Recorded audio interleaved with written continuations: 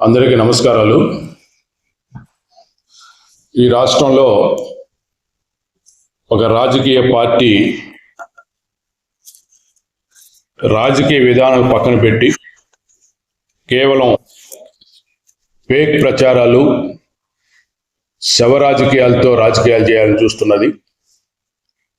ఆ పార్టీ డిఎన్ఏలో, అదేవిధంగా పార్టీ అధినేత శ్రీ జగన్మోహన్ రెడ్డి గారి డిఎన్ఏలోనే ఈ ఫేక్ ప్రచారాలు, శవ రాజకీయాలు ఉన్నట్టుంది. మొదటి నుంచి కూడా అసత్య ప్రచారాలు చేస్తూ, అవకాశం దొరికినప్పుడంతా శవ రాజకీయాలు చేస్తూ, ప్రభుత్వం పైన తప్పుడు ప్రచారాలు చేస్తూ రాజకీయాల్లో కొనసాగించేటువంటి విధానంలో వైకాపా పార్టీ ముందుకెళ్తా ఉంది. ఒక ముఖ్యమంత్రిగా పనిచేసిన వ్యక్తి, అధినేతగా ఉన్నటువంటి ఆ పార్టీలో మచ్చు కూడా రాజకీయ లక్షణాలు లేవు. ఆ పార్టీ ఒక ప్రమాదకరమైన పార్టీగా తయారైంది రాష్ట్రానికి.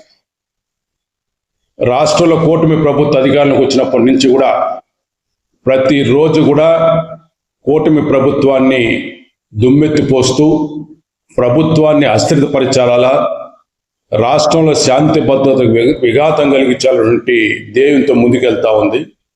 నిన్నటికి నిన్న శ్రీకాకుళం జిల్లా కాశీబుగ్గలోని వెంకటేశ్వర స్వామి గారి ఆలయంలో త్రొక్కిసలాట వల్ల 9 మంది వరకు కూడా మరణించారు. ఇది చాలా దురదృష్టకరం. మరి దేవుడి దర్శనం కోసం వెళ్ళినటువంటి భక్తులు చనిపోవడం తీవ్రమైన బాధాకరమైన విషయం. అయితే ఈ ఘటన జరిగిన వెంటనే రాష్ట్ర ప్రభుత్వం వేగంగా స్పందించింది. ముఖ్యమంత్రి గారు స్పందించారు, నారా లోకేష్ గారు స్పందించారు. వెంటనే మంత్రులకు, అధికారులకు ఆదేశాలు ఇచ్చి సహాయ కార్యక్రమాలు వేగవంతం చేశారు. మరి అక్కడికి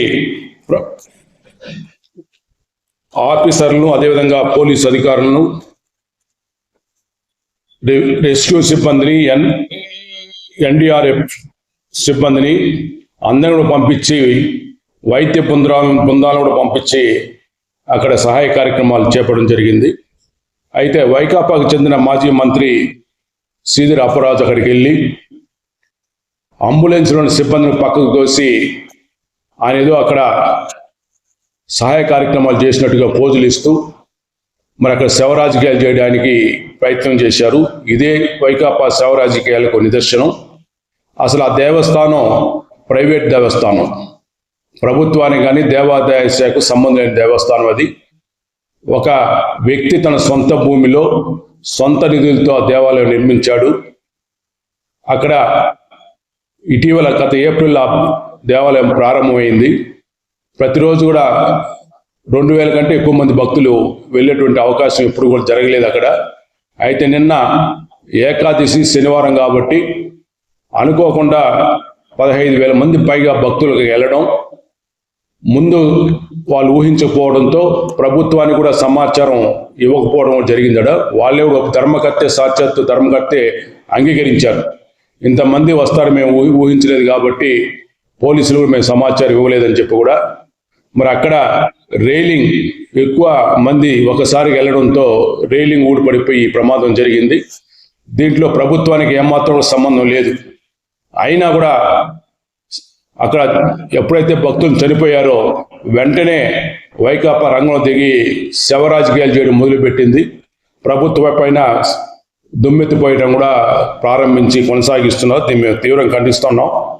ఎక్కడ శవాలు దొరికితే రాబందుల్లా అక్కడ వాలిపోయి శవ రాజకీయాలు చేయడం అనేది వైకాపా విధానంగా మనం చూస్తున్నాం. ఈ మధ్య మొంతా తుఫాన్ వచ్చినప్పుడు కూడా మరి శవాలు దొరకలేదని చెప్పి చాలా నిరుత్సాహపడ్డారు.